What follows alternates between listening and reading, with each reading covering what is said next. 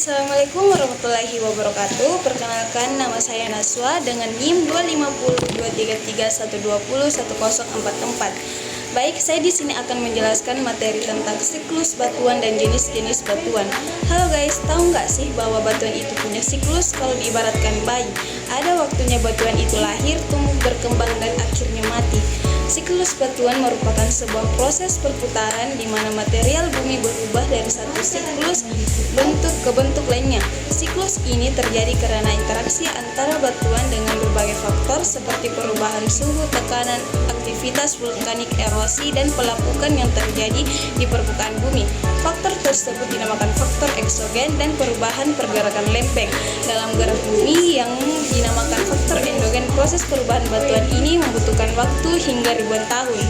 Secara singkat, proses siklus batuan ini berasal dari magma yang berada di bawah permukaan bumi, kemudian mengalami pendinginan sehingga menjadikan sebuah batuan. Batuan ini nantinya akan hancur dan mengalami perubahan-perubahan hingga akhirnya akan kembali lagi menjadi magma di bawah permukaan bumi. Nah, supaya lebih jelas bagaimana siklus batuan yang terjadi di planet bumi, mari kita bahas lebih lanjut. Magma merupakan bahan pokok pembentukan batuan yang terletak di bawah permukaan bumi. Magma mengalami proses kristalisasi, yaitu proses pembekuan hingga membentuk sebuah kristal atau mineral.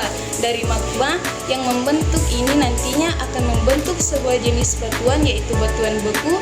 Batuan beku berdasarkan proses terjadinya dibagi menjadi tiga, yaitu batuan beku intrusi, batuan beku korok, dan batuan beku ekstruksi.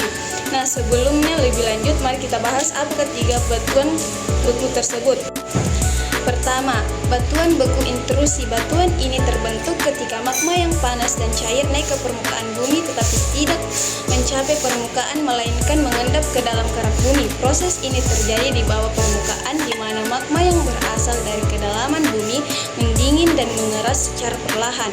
Kedua, batuan korok atau gang terbentuk melalui proses pendinginan magma di dalam lubang pembekuan yang sempit seperti celah atau rekahan di dalam kerak bumi. Ketika magma panas dan cair mencapai celah-celah sempit ini, pendingin terjadi dengan cepat karena kontrak dengan batuan sekitarnya yang lebih dingin.